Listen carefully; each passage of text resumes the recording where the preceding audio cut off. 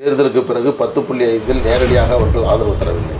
எங்களோடும் நேரடியாக ஒரு இணக்கமான சூழலில் எந்த இடத்திலும் இல்லாமல் அவர்கள் தவிர்த்திருந்தார்கள். இந்த இடைப்பட்ட காலத்தில் விடுதலை சிறுத்தையோடு ரகசிய ஒரு மாவட்ட செயலாளர் கூட அதுக்கு எதிர்ப்பு தெரிவிக்கும். ஒரே ஒரு யாருமே ஒட்டுமொத்தமாக இது நல்ல முடிவு, சிறந்த முடிவு, இதை நாம் மேற்கொள்ள வேண்டும் என்ற கருத்து. அதுக்கு பிறகு எதுவுமே அன்னைக்கு மைனாரிட்டி ஆட்சி என்று திமுகவை சொன்னாங்க ஜெயலலிதா. நாங்கள் என் வழி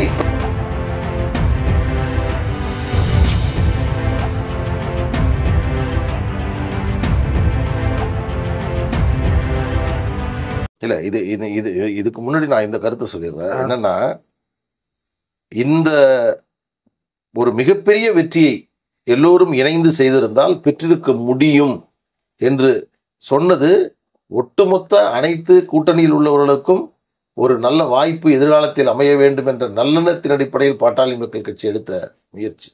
ஆனால் எடப்பாடி அவர்கள் எந்த காரணத்திற்காக இந்த முடிவை எடுத்தார் என்று என்னால் நினைத்து பார்க்க முடியவில்லை. இந்த தேர்தலில் அப்படியே அதே கூட்டணியோடு தொடர்கிறோம் என்று சொன்னால் மிகப்பெரிய ஒரு வெற்றியை பெற்றிருக்க முடியும். இன்னைக்கு அதிமுகவை சார்ந்த தொண்டர்கள், அதிமுகவினுடைய பொறுப்பாளர்கள், அனுதாபிகள் சொல்வது என்ன தெரியுமா? நல்ல வாய்ப்பு, இப்படியே தொடர்ந்திருந்தால், இப்படியே நாம் எல்லோரும் இணைந்திருந்தால் பெரும் வெற்றியை பெற்றிருக்கலாம். ஏன் இப்படி நாம் தனியா போயிட்டோம்? ஜெயலலிதா அவர்கள் தனிச்சு நின்று போட்டிட்டு ஜெயிச்சிருக்காங்க, தெரியுங்களா? தெரியும்.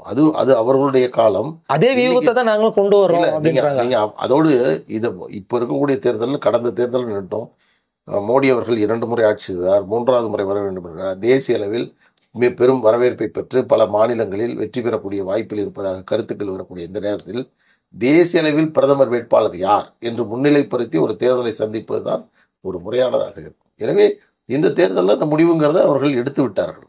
எனவே இது அதிமுகவினுடைய தொண்டர்களுக்கோ அதிமுகவினருக்கோ எதிரான நிலைப்பாட்டை பாட்டாளி மக்கள் கட்சி எடுத்ததாக நினைப்பது என்பதே தவறு. அவர்களிடம் கடைசியா என்ன பேசுனீங்க நீங்க? எல்லாம் ஒன்றா இருக்கலாம் வாங்க அப்படின்னு நம்ம சொன்னோம். எல்லாரும் இணைந்திருப்போம் போங்க அப்படின்னு சொன்னோம். இல்லை, சரி நாங்கள் எங்களுடைய பிப்ரவரி 1ஆம் தேதி எடுத்த பொதுக்குழு முடிவு தேசிய நலன் மற்றும் மாநில நலனை கருத்தில் கொண்டு வரக்கூடிய நாடாளுமன்ற தேர்தலில் பாட்டாளி மக்கள் கட்சி கூட்டணியை அமைக்கும் என்று சொன்னோம். அந்த அடிப்படையில் ஒரு தேச நலனத்தினுடைய அடிப்படையாக கொண்டு இந்த முடிவு என்பது எடுக்கப்பட்டிருக்கிறது. ஒரு 5 நாட்களுக்கு முன்னாடிலாம் பாத்தீங்கன்னா அவங்க எங்க கூட தான் இருக்கிறாங்க அப்படிங்கிற மாதிரி அதிமுக தரப்புல இருந்து தொடர்ந்து பிரஸ் மீட்ல சொல்லிக்கிட்டு இருந்தாங்க.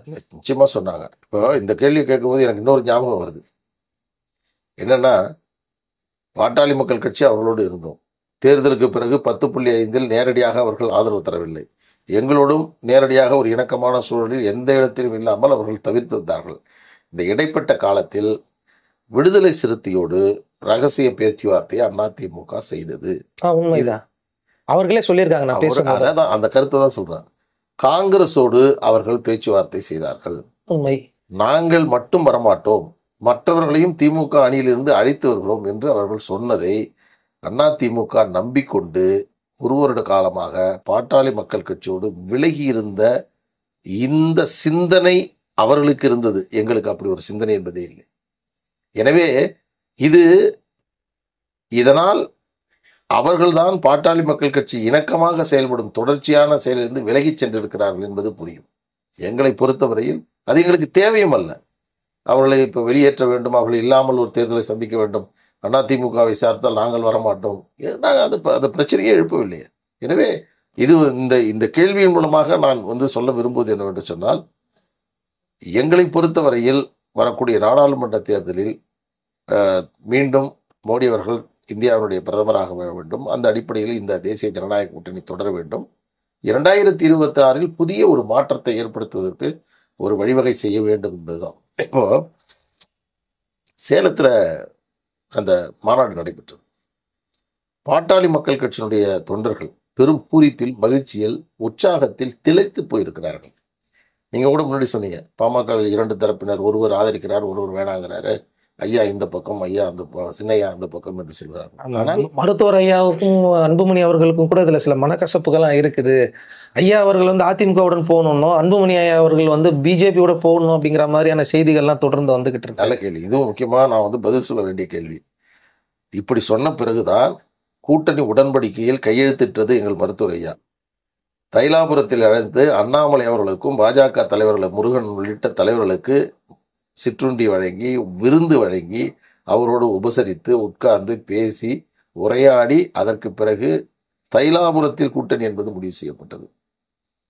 அப்படி பரஸ்பரமாக மருத்துவர் அன்புமணி ராமதாஸ் அவர்களும் மருத்துவர் ஐயா அவர்களும் இணைந்து இந்த கூட்டணி என்பதை உருவாக்கியிருக்கிறார்கள். அந்த கூட்டணி உருவாவதற்கு ஒரு நாள் முன்பாக மாவட்ட செயலாளர்கள் கூட்டம், உயர்மட்ட செயற்குழு கூட்டம். இந்த 2 கூட்டத்திலும் நாம் பாஜகவோடு செல்கிறோம் என்ற கருத்தை அவர் முன்வைத்து அதை எதற்காக செல்கிறோம் என்று சொன்னபோது ஒரே ஒரு மாவட்ட செயலாளர் கூட அதுக்கு எதிர்ப்பு தெரிவிக்கும். ஒரே ஒரு யாருமே ஒட்டுமொத்தமாக இது நல்ல முடிவு, சிறந்த முடிவு, இதை நாம் மேற்கொள்ள வேண்டும் என்ற கருத்தோடு தான் அங்கிருந்து நிர்வாகிகள் என்பது வெளியேறினார்கள். அப்படி இருக்கின்ற பொழுது தொண்டர்களுக்கு விருப்பமில்லை என்று சொல்வதும் 2 தலைவர்களுக்கும் வேறுபாடு இருக்கிறது என்று சொல். இன்னொரு உதாரணத்தை சொன்னால் கூட இன்னும் தெளிவாக தெரியும். மோடி அவர்கள் சிதம்பரம் இதில் சேலத்தில் எங்கள் மருத்துவர் ஐயா அவர்களும் மோடி அவர்களும் கட்டி தழுவியதை பார்க்கின்ற பொழுது பாஜகவோடு செல்ல வேண்டும் விருப்பமில்லாதவராக மருத்துவர் ஐயா அவர்கள் தெரிந்தார். எந்த அளவிற்கான பரஸ்பரம் அவர்களுக்குள்ளாக இருந்தது. அது ஒரு பரஸ்பர மரியாதையாக இருக்கலாம் இல்லையா? அதாவது விருப்பம் இருந்தால்தான் அந்த பரஸ்பர மரியாதை என்பது வரும். ஸ்டாலின் கூட வந்து பாத்தீங்கன்னா வரும்போது இந்த மாதிரி தான் அன்போட வந்து அழைக்கிறார். நீங்களே நான் எப்படி சொல்றேன்னா, பாட்டாளி மக்கள் கட்சி முடிவு என்பது எங்கள் நிறுவனர் மருத்துவர் ஐயா அவர்களால் எடுக்கப்படுகிற முடிவு. இருவரும் சேர்ந்து எடுக்கப்பட்ட முடிவு. 2-3 தினங்கள் தைலாபுரத்திலேயே அமர்ந்து மருத்துவர் ஐயா அவருடைய அமர்ந்து இந்த கூட்டணி எப்படி அமைய வேண்டும், எப்படி பேச வேண்டும் என்பதையெல்லாம் அன்புமணி ராமதாஸ் அவர்கள் முடிவு செய்து அப்படித்தான் இந்த கூட்டணி என்பது அமைந்திருக்கிறது. எனவே இது இருவேறு கருத்து என்பதும் உண்மையல்ல. அதே போன்று மோடி அவர்கள் ஒரு செய்தியை சொன்னார். எங்களுக்கெல்லாம் பாட்டாளி மக்கள் கட்சி தொண்டர்களுக்கு இதை விட பெரும் ஒரு கௌரவம், ஒரு மகிழ்ச்சி, ஒரு பெருமை வேற என்ன இருக்க முடியும்? அவர் என்ன சொல்றாருன்னா, 2 முறை இந்தியாவை ஆட்சி செய்தவர் மோடி. இன்னைக்கு இந்தியாவில் ஒரு ஒரு மிகப்பெரிய வல்லமை மிக்க ஒரு தலைவராக மோடி அவர்கள் திகழ்கிறார். ஆனால் அவர் சொல்லுகிறார், தேசிய ஜனநாயக கூட்டணியை தமிழ்நாட்டில் வழிநடத்தக்கூடிய இடத்தில் மருத்துவர் ஐயா அவர்கள் இருக்கிறார். முன்னிறுத்தி பேசுறார். வழிநடத்த வேண்டும், ஆலோசனைகள் வழங்க வேண்டும் என்று சொல்லுகிறார் என்று சொன்னால் எவ்வளவு உயர்ந்த வார்த்தைகளை மோடி அவர்கள் மருத்துவர் ஐயா அவர்களுக்கு ஒரு தேர்தல் கூட்டணிக்காக கூட சொல்லியிருக்கலாம் ஐயா. அது எதிர்காலத்தில் பாருங்க. இது நான் எப்படி சொல்றேன்னா, இப்படி சொல்லிதான் கலைஞர் அவர்கள் எங்களையும் கூடுவார். அப்புறம் நாங்கள் போய் கேட்போம். அப்புறம் நீ அதோட முடிஞ்சிச்சிங்க, அதுக்கு பிறகு எதுவுமே இல்லை. அன்னைக்கு மைனாரிட்டி ஆட்சி என்று திமுகவை சொன்னாங்க ஜெயலலிதா அவர்கள். நாங்கள் வழி இப்போ இதே மாதிரி தான் அண்ணா திமுகவுக்கு எப்படி உதவி செய்தோமோ அதே போன்று திமுகவுக்கு அன்றைக்கு நாங்கள் நிபந்தனையற்ற ஆதரவு என்று சொன்னோம். பல்வேறு பிரச்சனைகளை மருத்துவர் ஐயா அவர்கள் அந்த ஆட்சி ரீதியாக நாங்கள் எடுத்து வைத்தோம். ஆனால் 5 ஆண்டுகளில் எங்களுடைய ஆதரவு என்பதை ஒரு தருணத்தில் நாங்கள் திரும்ப பெற்றதல்ல. நாங்கள் அவங்க மைனாரிட்டி, நாங்கள் அவங்களுக்கு வெளியிலேருந்து ஆதரவு, இவ்வளோ பெரிய காரியத்தை செய்றீங்க டாக்டர், உங்களுக்கும் வாங்க, உங்களுக்கும் ஆட்சி அதிகாரத்தில் பங்களிக்கிறோம் என்ற பணம் அவருக்கு வரலையே. காங்கிரஸ்காரங்க இன்னைக்கு வரைக்கும் எங்களை திட்டுறாங்களே, ஏங்க சீக்கிரம் போய் நீங்கள் இதை போய் ஒத்துக்கிட்டீங்க, கொஞ்சம் அமைதியாக இருந்தீங்கன்னா நம்ம 2 பேருமே கூட்டணி அமைச்சரவை கேட்டிருக்கலாமே, தமிழ்நாட்டில் பெரிய நாங்கள் அன்னைக்கு எங்கள் ஐயா எப்படி பண்ணாரு. அப்போது ஒவ்வொரு தருணங்களிலும் எங்கள் கட்சியும் எங்கள் மருத்துவர் ஐயா அவர்களும் மிக சிறந்த சரியான முடிவுகளை மேற்கொண்டு வருகிறார். 2026 முதல்வர் கேண்டிடேட்டா அண்ணாமலை தான் இருப்பாருன்னு அதை நீங்க ஆதரிப்பீங்களா? அதாவதுங்க 2026 தேர்தல் எவ்வாறு வரும் என்பதை இன்னைக்கு உங்களால் யூகமே செய்ய முடியாது, யூகிக்கவே முடியாது. அவரை முன்னிலைக்கு போறாங்க. அதாவது எந்த கட்சி நான் முதலமைச்சர் ஆவேன் என்று சொல்லாத கட்சி ஒரு கட்சி சொல்லுங்க. ஏன் பாஜக, அவர் அண்ணாமலை, அவர் யார் சொல்லல? இன்னைக்கு கட்சி ஆரம்பிக்காத விஜய் நான் தமிழ்நாட்டு முதலமைச்சருங்கிறாரு. ஒரு கட்சியை பதிவு பண்றதுக்கு முன்னாடியே நான் முதலமைச்சர் ஆயிடுவேன், எனக்கு அந்த வாய்ப்பு இருக்குன்றாரு. ஒரு முறை கூட சட்டமன்ற உறுப்பினராக வர முடியாதவர்கள் கூட என்னுடைய கனவு என்பது தமிழ்நாட்டை ஆள்வதுதான்ங்கிறாரு. அப்போ ஒவ்வொரு கட்சியும் அவர்கள் சொல்லலாம். ஆனால் 2 மாபெரும் இயக்கங்களாக இதுவரையில் தமிழ்நாட்டில் ஆட்சி செய்த திராவிட முன்னேற்ற கழகம், அனைத்து இந்திய அண்ணா திராவிட முன்னேற்ற கழகம், 2ஐயும் அவர்களுக்கு அந்த முடிவு கட்டி ஆட்சி அமைக்க முடியாது என்ற நிலையை உருவாக்குவதுதான் மிகப்பெரிய வெற்றி. அந்த வெற்றியில் எனக்கு இதுதான் வேண்டும், நான் இந்த இடத்துக்கு தான் வருவேன் என்ற நிபந்தனைகளை இப்பொழுது இந்த தருணத்தில் பேசுவது என்பது அந்த இலக்கை அடைவதற்கு இது வழிவகை செய்யாது. 26 தேர்தல், அதில் எப்படி ஒரு புதிய மாற்றத்திற்கான கூட்டணி உருவாக்குவது, யார் யார் எத்தனை இடங்களில் போட்டியிடுவதில் யார் யார் எத்தனை இடங்களில் வெற்றி பெறுகிறார்கள், அதில் முதலமைச்சர் என்ற அந்தஸ்துக்குரிய தலைவர்கள் யார் இருக்கிறார்கள், இதன் அடிப்படையில் தான் அது உருவாக்கப்பட வேண்டும். எனவே இப்பொழுது நீங்கள் தான் நான் தான் என்று சொல்வது இது இன்னும் கடையில் இருக்கிற போய் காசு கொடுத்து வாங்கி கூட வரக்கூடிய விஷயம் அல்ல. ஒரு சேலத்தில் நடந்த ஒரு விஷயம் என் மனசில் பட்டது, நான் உங்கள்கிட்ட சொல்லணும். ஒரு புதுமையான ஒரு தோழமையான ஒரு புதிய அரசியல் சக்திகளாக நான் பார்த்தேன். எப்படின்னா யாருன்னா மருத்துவர் அன்புமணி ராமதாஸ் அவர்கள் ஒரு இளம் தலைவராக, ஒரு மத்திய அமைச்சராக ஒரு சிறப்பாக நடத்தியவர் அவர் இருக்கிறார். பாரதிய ஜனதா கட்சியினுடைய அண்ணாமலை அவர்கள் அதில் இருக்கிறார். டிடிவி தினகரன் அவர்கள் அந்த இருக்கிறார். வாசன் அவர்கள் அந்த கூட்டணியிலே இருக்கிறார். சரத்குமார் இருக்கிறார். இப்போ இப்படிப்பட்ட தலைவர்களோடு நீங்க யோசித்து பாருங்க. இது போன்ற ஒரு காம்பினேஷனே இதுவரையில் இருந்தது இல்லையா? இவர்கள்லாம் எந்த அளவிற்கு அவர்களுக்கு வாக்கு இருக்கிறது, எவ்வளவு செல்வாக்கு இருக்கிறது ஒரு பக்கம் வைத்தாலும் கூட தமிழக நலன், மக்கள் நலனில் ஒரு ஒரு முற்போக்கான நாகரிகமான ஒரு அரசியல் செய்ய வேண்டும் என்று நினைக்கக்கூடிய ஒரு ஆக்கப்பூர்வமான தலைவர்கள் ஒருங்கிணைக்கக்கூடிய ஒரு வாய்ப்பு என்பது கிடைத்திருக்கிறது. இதோடு மட்டுமல்ல இதற்கடுத்து ஓபிஎஸ் அவர்கள் அதிலே இருக்கிறார். ஐஜேகேனுடைய பாரிவேந்தர் இருக்கிறார். ஜான் பாண்டியன் இருக்கிறார். அப்புறம் ஏசிஎஸ் அவர்கள் அதிலே இருக்கிறார். இன்னும் பல்வேறு சமூகத்தை சார்ந்தவர்கள் எல்லாம் அதிலே இருக்கிறார்கள். திருச்சியில் இருக்கக்கூடிய நம்ம முத்திரையர் சமுதாயத்தை சார்ந்தவர்கள், தேவேந்திர யாதவர் சமூகத்தை சார்ந்தவர்கள், இப்படிப்பட்ட பல்வேறு சமூகத்தை சார்ந்தவர்களெல்லாம் அதிலே இடம்பெற்றிருக்கிறார்கள். இவர்களுக்கெல்லாம் நல்ல ஆலோசனையை, நல்ல அரசியலை, உழைக்கும் மக்களுடைய பாட்டாளிகளுடைய உணர்வுகளை வெளிப்படுத்தக்கூடிய மிகச்சிறந்த தலைவராக இருக்கக்கூடிய எங்கள் மருத்துவர் ஐயா அவர்கள் இவர்களுக்கெல்லாம் ஆலோசனை வழங்கக்கூடிய ஒரு இடத்தில் இருக்கின்ற பொழுது இதைவிட ஒரு சிறந்த வாய்ப்பு தமிழகத்திற்கு கிடைக்குமா என்பதை மக்கள் யோசிக்கும். இது போன்ற ஒரு தருணம் என்பது இதுவரையில் ஏற்படாமல் இருந்தது. இதையெல்லாம் நீங்க யோசிச்சு பாருங்க. வன்னியர்களுடைய ஓட்டு வேண்டும், முதலியார்கள் ஓட்டு, தேவர்கள் ஓட்டு, யாதவர்கள் ஓட்டு, அதற்கடுத்து நாடார்கள் ஓட்டு, தேவேந்திர குல ஓட்டு, அங்கிருக்கக்கூடிய நமது தென்பகுதியில் இருக்கக்கூடிய மக்களுடைய ஓட்டு, இப்படி அனைத்து சமூகங்களுடைய ஓட்டையும் இரண்டு கட்சிகளும் வாங்கி கொண்டிருந்தாலும் கூட அந்த சமூகத்தினருக்கான பிரதிநிதியாக, அந்த சமூகத்தினுடைய குரலாக அந்த கட்சியை சார்ந்தவர்கள் செயல்பட முடியாத நிலையில் தான் இதுவரையில் இருந்திருக்கிறது. யாராவது ஒருத்தர் இன்னைக்கு திமுகவில் இத்தனை பேர் இருக்காங்க, ஜாதி வாரி கணக்கெடுப்பு நடத்தணும், 10.5 விழுக்காடு இடஒதுக்கீடு கொடுங்கணும், எங்க ஜாதி ஸ்டாலின் போய் ஐயா நீங்க தான் சொன்னீங்க விக்கிரவாண்டியில, மருத்துவர் ஐயா கேட்கிறாரு இடஒதுக்கீடு கொடுங்க அப்படின்னு சொல்லியிருக்கலாம். கொடுத்து முடிச்ச பிறகு திமுக கொடுக்கல. அண்ணா திமுக இருக்கக்கூடிய யாராவது ஒரு வன்னியர் தலைவர் 10.5 நம்ம தான் கொடுத்தோம், கோர்ட்ல பறிபோயிடுச்சு, நீங்க திரும்பி அதை கொடுக்கணும், திமுக கிட்ட ஒரு நிர்பந்தம் கொடுங்க அப்படின்னு சொல்லியிருக்கலாம். இதே போன்றுதான் பல பிரச்சனைகள், தேவர் சமுதாயத்தினுடைய பிரச்சனையாக இருந்தாலும், நாடார் சமூகம், யாதவர் சமூகம், இந்த சமூகங்களுடைய குரலாக இந்த வாக்குகளை பெறக்கூடியவர்கள் தமிழ்நாட்டில் இதுவரை இருந்ததே இல்லை. முழுக்க முழுக்க அந்த மக்களுடைய வாக்குகள் மட்டும் வர வேண்டும்.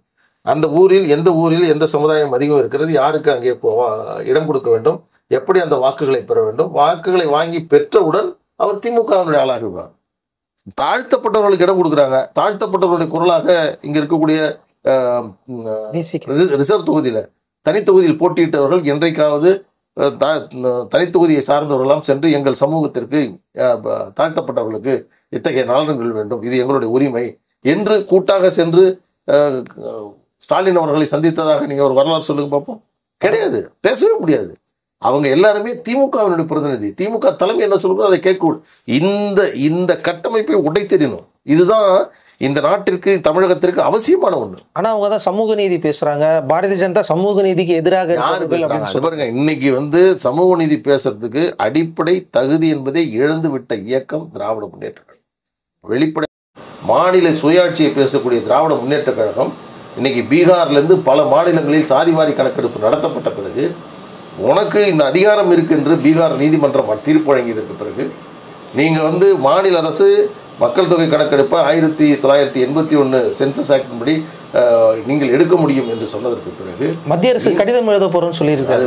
அதுதான் சொல்றேன். அப்போ அத்தனை மாநிலங்களும் ஜாதிவாரி கணக்கெடுப்பு நடத்திக்கிட்டு போது நான் மத்திய அரசுக்கு கடிதம் சொல்றேன். இதுதான் வந்து உங்களுடைய சமூக நீதி பார்வையா?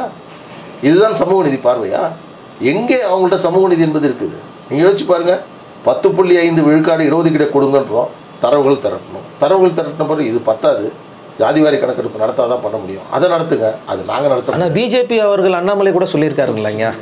அண்ணாமலை அவர்களோட கேட்கும் போது கூட வந்து அவரும் அதுதானே சொன்னார். இப்போது எங்களால் எடுக்க முடியாது, இது எடுத்தால் வந்து மற்ற சமூகத்தினரிடையே பிரச்சனை ஏற்படும் அவரும் தானே சொல்றாரு. நீங்க திமுக சொல்றது இல்லையா? தெளிவான பதில எப்படி அதை பாரதிய ஜனதா கட்சி இந்த சாதிவாரி கணக்கெடுப்பை நடத்தப்பட்டால் அது எத்தகைய சமூக மாற்றங்களை ஏற்படும், அதனால் மோடி அவர்களுக்கு எத்தகைய பெயர் கிடைக்கும் என்பதற்கான விளக்கத்தை நான் உங்களுக்கு சொல்லிட்டேன். மேற்கொண்டு நான் அதை பேச விரும்புகிறேன். நீட்டுக்காக என்ன மாதிரியான குரல்கள் அவங்ககிட்ட பேசுவீங்க? இப்ப தொடர்ந்து சில பேர் பேசுற மாதிரிலாம் நாங்கள் பேச மாட்டோம். இப்ப அவங்களோட இணைஞ்சிருக்கீங்க, தொடர்ந்து அவங்களோட தான் இருக்கோம். ஆனால் நீட்டை ஒழிக்கிறான் அந்த மந்திரம் என்னட்டு தான் இருக்கு, அந்த சூட்சமும் எனக்கு தான் தெரியும், என்னால் மட்டும்தான் நீட்டை ஒழிக்க முடியும் என்று 2 தேர்தல்களில் தமிழக மக்களை ஏமாற்றி வாக்கை பெற்ற திராவிட முன்னேற்ற கழகம் இதுக்கு பதில் சொல்லணும். நாங்களும் நீட்டை ஒழிக்கிறதுக்கு நாங்கள் பாடுபடுறோம், போராடுறோம். பல முறை சொல்லி தேசிய அளவில் நாங்கள் குரல் கொடுக்க போறோம். தமிழகத்திற்கு நிச்சயமா நீட்டை ஏற்றுக்கொள்ளவே முடியாது என்று சொல்லக்கூடிய இயக்கம் தமிழ்நாட்டில் கலைஞர் அவர்கள் முதலமைச்சராக இருந்தபோது அந்த நுழைவுத் தேர்வு என்பதை ரத்து செய்ய வேண்டும் என்று போராடிய இயக்கம், அதை போராடி நிறுத்திய இயக்கம். எனவே எங்களுக்கு அது தேவையில்லை. இந்த கேள்வி என்பது திமுக பதில் சொல்ல வேண்டிய கேள்வி. இல்ல, நீங்க அவங்களோட இப்ப இணக்கமா ஆயிட்டீங்களே, கண்டிப்பா நீங்க நினைச்சா அவங்க கூட பேசலாம் இல்லையா? அதற்கான முயற்சிகளை நாங்கள் எல்லோரும் இணைந்து மேற்கொள்வோம். ஒரு பெரும் மாற்றத்தை எதிர்பார்த்து காத்து கொண்டு இருப்பதற்கு ஒரு நல்ல ஒரு தருணமாக இந்த தேர்தல் அமையும். அந்த விதத்தில் தேசிய ஜனநாயக கூட்டணி தமிழ்நாட்டில் ஒரு மாபெரும் வெற்றியை பெறும். 2026 இதே கூட்டணி தொடருமா? கடைசி இறுதி கேள்வி. பொறுத்திருங்கள். அந்த தருணத்தில் இதற்கு இதைவிட சிறந்த பதில் உங்களுக்கு. இந்த தேர்தலில் வெற்றி பெற எங்களுடைய வாழ்த்துக்கள். நன்றி, வணக்கம்.